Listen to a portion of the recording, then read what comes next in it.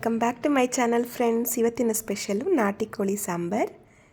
ಇಲ್ಲಿ ನಾನು ಖಾರಕ್ಕೆ ಶುಂಠಿ, ಬೆಳ್ಳುಳ್ಳಿ, ಗಸಗಸೆ, ಚಕ್ಕೆ, ಲವಂಗನ ಎತ್ತಿಟ್ಕೊಂಡಿದ್ದೆ.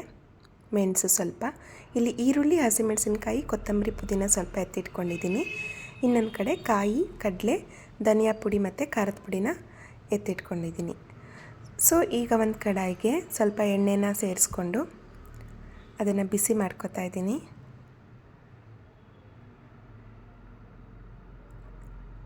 ನಾವು ನಮ್ಮ ಮನೆಯಲ್ಲಿ ಇದೇ ರೀತಿಯಾಗಿ ನಾಟಿ ಕೋಳಿ ಸಾಂಬಾರನ್ನ ಮಾಡೋದು. ನೀವೆಲ್ಲ ಯಾವ ರೀತಿ ಮಾಡ್ತೀರಾ ಕಮೆಂಟ್ ಮಾಡಿ. ಸೊ ಇಲ್ಲಿ ಎಣ್ಣೆ ಕಾಯ್ದಿದೆ, ಅದಕ್ಕೆ ಹಸಿಮೆಣಸಿನ್ಕಾಯಿ ಮತ್ತು ನಾನು ಆವಾಗಲೇ ತೋರಿಸಿದಂಥ ಚಕ್ಕೆ, ಲವಂಗ, ಮೆಣಸು ಮತ್ತು ಬೆಳ್ಳುಳ್ಳಿ, ಶುಂಠಿ, ಗಸಗಸೆ ಎಲ್ಲ ಆ್ಯಡ್ ಮಾಡಿಕೊಂಡೆ.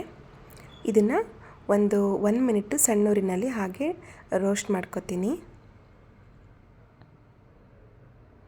ಈ ರೀತಿಯಾಗಿ ಮಾಡಿದ್ರೆ ನಾಟಿ ಕೋಳಿ ತುಂಬ ರುಚಿಯಾಗಿರುತ್ತೆ ಸಾಂಬಾರು. ಸೊ ಇವಾಗ ಕಟ್ ಮಾಡಿಟ್ಕೊಂಡಿದ್ದಂಥ ಈರುಳ್ಳಿ ಕೂಡ ಅದಕ್ಕೆ ಸೇರಿಸ್ಕೊಂಡೆ.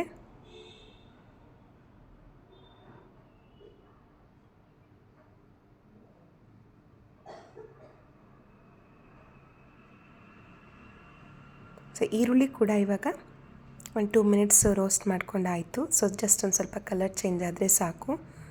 ಗೋಲ್ಡನ್ ಕಲರ್ ಬರೋವರೆಗೂ ಏನಿದನ್ನು ನಾವು ಫ್ರೈ ಮಾಡ್ಕೊಳ್ಳೋದು ಬೇಡ. ಸೊ ಇದು ಇವಾಗ ಈ ಸ್ಟೇಜಿಗೆ ಬಂದಮೇಲೆ ಇಳಿಸ್ಕೊಂಬಿಡೋಣ.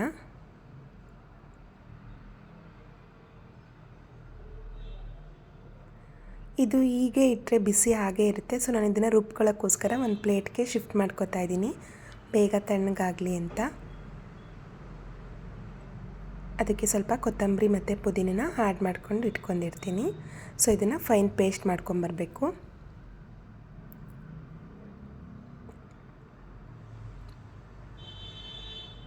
ಸೊ ಇದಾದಮೇಲೆ ಈ ಕಡೆ ಒಂದು ಕುಕ್ಕರಲ್ಲಿ ಆಯಿಲ್ನ ಹಾಕ್ಕೊಂಡಿದ್ದೀನಿ.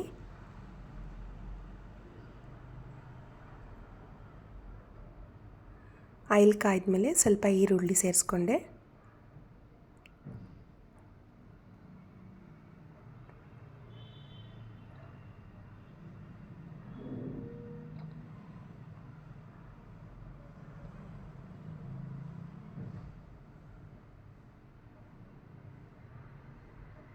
ಸೊ ನಾನು ಆಲ್ಮೋಸ್ಟ್ ಒಂದು 8 ಡೇಸಿಂದ ವೀಡಿಯೋನ ರೆಗ್ಯುಲರಾಗಿ ಹಾಕೋಕ್ಕಾಗ್ತಾಯಿಲ್ಲ.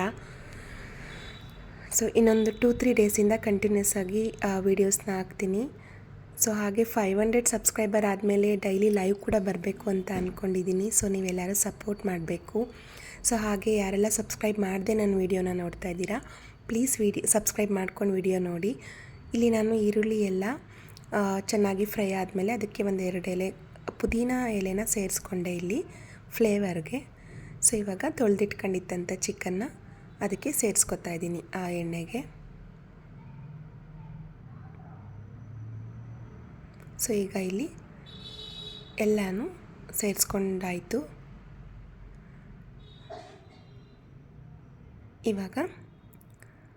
ನಾನಿವಾಗ ಸ್ವಲ್ಪ ಅರಿಶಿನ ಪುಡಿ ಮತ್ತು ಉಪ್ಪಿನ ಪುಡಿನ ಸೇರಿಸ್ಬಿಟ್ಟು ಇದನ್ನೊಂದು ಒಳ್ಳೆ ಮಿಕ್ಸ್ ಕೊಡ್ತೀನಿ.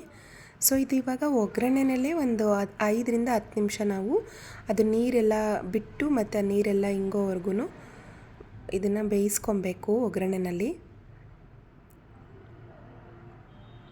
ಸೊ ಅರಿಶಿನ ಪುಡಿನ ಸೇರಿಸಿದ್ದೀನಿ. ಇವಾಗ ಉಪ್ಪಿನ ಪುಡಿನ ಹಾಕ್ಬಿಟ್ಟು ಇದನ್ನೊಂದು ಒಳ್ಳೆ ಮಿಕ್ಸ್ ಕೊಟ್ಬಿಟ್ಟು ಒಂದು 10 ನಿಮಿಷ ನಾನು ಹಾಗೆ ಒಗ್ಗರಣೆಯಲ್ಲಿ ಬೇಯಿಸ್ಕೊತೀನಿ.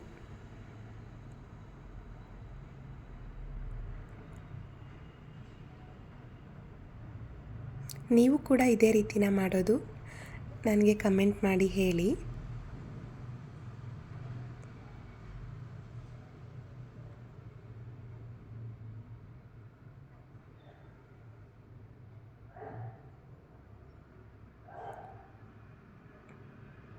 ನಾನು ಇವಾಗ ಈ ಕಡೆ ಖಾರ ಎಲ್ಲ ರುಬ್ಕೊಬೇಕಲ್ಲ, ಸೊ ತಣ್ಣಗಾಗಿತ್ತು. ಇದು ಕಂಟಿನ್ಯೂ ಮಾಡ್ತಾಯಿದ್ದೀನಿ ಅದು ಕ್ಲಿಪ್ಪಿಂಗು.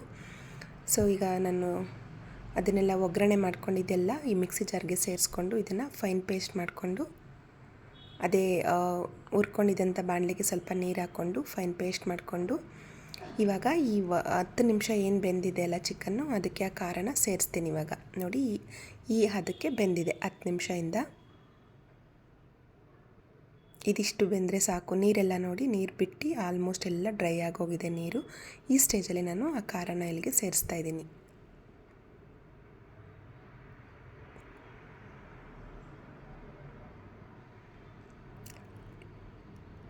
ಇದು ನಮ್ಮಮ್ಮ ಯಾವಾಗಲೂ ಇದೇ ರೀತಿ ಮಾಡ್ತಾ ಇದ್ದಿದ್ದು.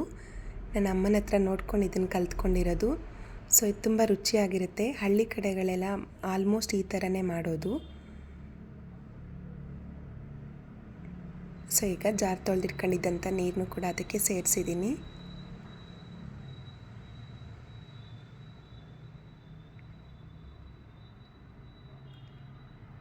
ಇದಿಷ್ಟು ಸಾಕು ನೀರು. ಸೊ ಇದನ್ನು ನಾನು ಮುಚ್ಚಿಟ್ಬಿಟ್ಟು ನಾವು ನೋಡಿಕೊಂಡು ಕೋಳಿ ಎಷ್ಟು ನೋಡಿಕೊಂಡು 2 ವಿಷಲ್ 3 ವಿಷಲ್ 4 ವಿಷಲ್ ಕೂಡ ತಗೋಬೋದು. ಎಳೆ ಕೋಳಿ ಆದರೆ 2 ವಿಷಲ್ಗೆಲ್ಲ ಬೇಯುತ್ತೆ. ಸೊ ಅದು 2 ವಿಷಲ್ ಬರೋದ್ರೊಳಗಡೆ ಈ ಕಡೆ ನಾನು ಇನ್ನೊಂದು ಜಾರ್ಗೆ ನಾನು ಆವಾಗಲೇ ಎತ್ತಿಟ್ಕೊಂಡಿದ್ನಲ್ಲ, ಸೊ ಕಾಯಿ, ಕಡಲೆ, ಟೊಮೊಟೊ ಇದೆಲ್ಲ ಸೇರಿಸ್ಕೊಂಡು ಇದನ್ನು ಕೂಡ ನುಣ್ಣಗೆ ರುಬ್ಕೊಂಬರ್ತೀನಿ.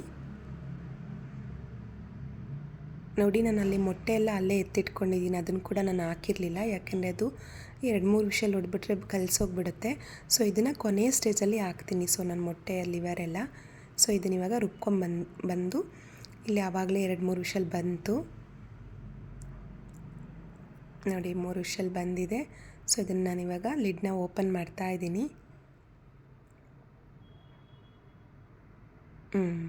ಈ ರೀತಿಯಾಗಿದೆ ಇವಾಗ. ಸೊ ಇವಾಗ ನಾನು ಆವಾಗಲೇ ಎತ್ತಿಟ್ಕೊಂಡಿದ್ನಲ್ಲ ಖಾರದ ಪುಡಿ ಮತ್ತು ಧನಿಯಾ ಪುಡಿನ ಅದನ್ನು ಸೇರಿಸ್ತೀನಿ. ಮೊಟ್ಟೆ ಕೋಳಿ ಕೂಡ ಇದೇ ರೀತಿಲಿ ಮಾಡೋದು. ಸೇಮ್ ನಾಟಿ ಕೋಳಿ ಟೇಸ್ಟೇ ಬರುತ್ತೆ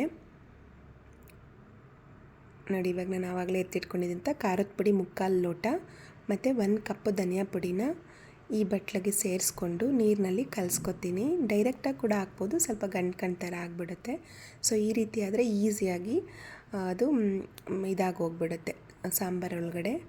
ಸೊ ನೀರು ಹಾಕ್ಕೊಂಡು ಸ್ವಲ್ಪನೇ ಗಂಟಿಲ್ಲದೆ ಇರೋ ಥರ ಚೆನ್ನಾಗಿ ಮಿಕ್ಸ್ ಮಾಡ್ಕೊತಾ ಇದ್ದೀನಿ.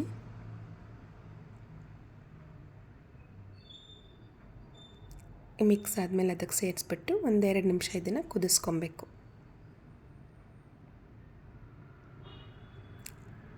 ಈ ಸ್ಟೇಜಲ್ಲಿ ನೀವು ಇದು 2 ನಿಮಿಷ ಈ ಖಾರದಲ್ಲಿ ಕುದ್ಮೇಲೆ ನೀವು ಬೇಕು ಅಂದರೆ ಅಲ್ಲಿ ಸ್ವಲ್ಪ ಪೀಸ್ಗಳನ್ನ ಎತ್ತಿಟ್ಕೊಂಡು ಆಲ್ರೆಡಿ ಬೆಂದಿರುತ್ತೆ. ಸೊ ಈ ಸ್ಟೇಜಲ್ಲಿ ನಿಮ್ಗೆ ಎಷ್ಟು ಬೇಕು ಅಷ್ಟು ಪೀಸ್ನ ಸಪ್ರೇಟಾಗಿ ಎತ್ತಿಟ್ಕೋಬೋದು. ಸಾಂಬಾರಲ್ಲಿ ಕೂಡ ಬಿಟ್ಟು ಆ ಪೀಸ್ನ ಎತ್ತಿಟ್ಕೊಂಡು ಇವಾಗೆಲ್ಲ ಹಾಕ್ತಿದ್ದೀನಲ್ಲ ಕಾಯಿ ಖಾರ, ಆ ಕಾಯಿ ಖಾರ ಸ್ವಲ್ಪ ಮತ್ತು ಆ ಪೀಸ್ನ ಎಣ್ಣೆ ಇಲ್ಲದೆ ಮೆಣಸು ಮತ್ತು ಕೊತ್ತಂಬರಿ ಸೊಪ್ಪು ಹಾಕಿ ಮೆಣಸಿನ ಪುಡಿ ಹಾಕಿ ಸಪ್ರೇಟಾಗಿ ಡ್ರೈ ರೋಸ್ಟ್ ಮಾಡ್ಕೋಬೋದು. ಅದು ತುಂಬ ಚೆನ್ನಾಗಿರುತ್ತೆ ತಿನ್ನೋಕ್ಕೆ. ನಾನು ಯಾವಾಗಲಾದರೂ ಮುಂದಿನ ವೀಡಿಯೋದಲ್ಲಿ ತೋರಿಸ್ಕೊಡ್ತೀನಿ. ತುಂಬ ನ್ಯಾಚುರಲ್ ಆಗಿರುತ್ತೆ. ಸೊ ನಾನು ಇವಾಗಿಲ್ಲಿ ಕಾಯಿ ಖಾರನ ಹಾಕ್ಬಿಟ್ಟು ಸೊ ನನಗೆ ಎಷ್ಟು ಬೇಕೋ ಅದಕ್ಕೆ ಅಷ್ಟನ್ನ ಸೇರಿಸ್ಕೊತಾ ಇದ್ದೀನಿ ನೀರು. ಆವಾಗಲೇ ತೋರಿಸಿದ್ನೆಲ್ಲ ಎತ್ತಿಟ್ಕೊಂಡಿದ್ದು ಮೊಟ್ಟೆ ಕೂಡ ಅದಕ್ಕೆ ಆ್ಯಡ್ ಮಾಡಿದೆ. ಸೊ ನೀರೆಲ್ಲ ಆ್ಯಡ್ ಮಾಡ್ಕೊಂಡ್ಮೇಲೆ ಇದನ್ನೊಂದು ಕುದಿ ಬರೋವರೆಗೂ ಬಿಡೋಣ.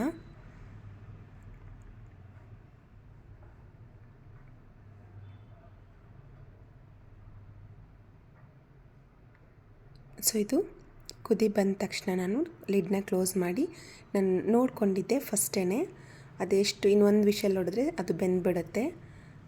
ಈ ಸ್ಟೇಜಲ್ಲಿ ನಾವು ನೋಡಿಕೊಂಡ್ರೆ ಅದು ಜಾಸ್ತಿ ಬೆಂದಿಲ್ಲ ಅಂದರೆ 2-3 ವಿಷಲ್ ತಗೋಬೋದು. ಆಲ್ರೆಡಿ ಬೆಂದಿದೆ ಅಂದರೆ 1 ವಿಷಲ್ ತಗೊಂಡ್ರೆ ಸಾಕು. ಸೊ ಇದು ಇವಾಗ ಚೆನ್ನಾಗಿ ಕುದಿ ಬಂದಮೇಲೆ ಸ್ವಲ್ಪ ಕೊತ್ತಂಬರಿ ಸೊಪ್ಪನ್ನ ಸೇರಿಸ್ಬಿಟ್ಟು ನಾನು ಕುಕ್ಕರ್ ಲಿಡ್ನ ಕ್ಲೋಸ್ ಮಾಡಿ 1 ವಿಷಲ್ನ ತಗೋತೀನಿ.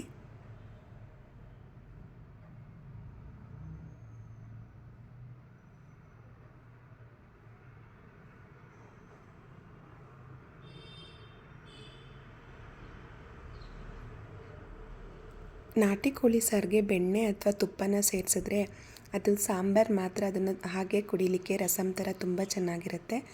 ನಾನಿಲ್ಲಿ ಸ್ವಲ್ಪ ತುಪ್ಪ ಇತ್ತು ಸೇರಿಸಿದ್ದೀನಿ. ಇವಾಗ 1 ವಿಷಲ್ ತಗೋತೀನಿ. ಬಂತು ವಿಷಲ್ಲು. ಈಗ ಕುಕ್ಕರ್ ಲಿಡ್ನ ಕ್ಲೋಸ್ ಮಾಡಿದ್ನ ಓಪನ್ ಮಾಡ್ತಾಯಿದ್ದೀನಿ. ಲಿಡ್ಡು ಎಲ್ಲ ಏರ್ ಹೋದ್ಮೇಲೆ ನೋಡಿ ಈ ರೀತಿಯಾಗಿ ಆಗಿದೆ. ಅದು ನೋಡಿದ್ರೆ ಗೊತ್ತಾಗ್ತಾ ಇದೆಯಲ್ಲ ಎಷ್ಟು ಚೆನ್ನಾಗಿ ಬೆಂದಿದೆ, ಚೆನ್ನಾಗಿ ಒಂದು ಅದಕ್ಕೆ ಚೆನ್ನಾಗಾಗಿದೆ ಅಂತ ನೋಡಿ.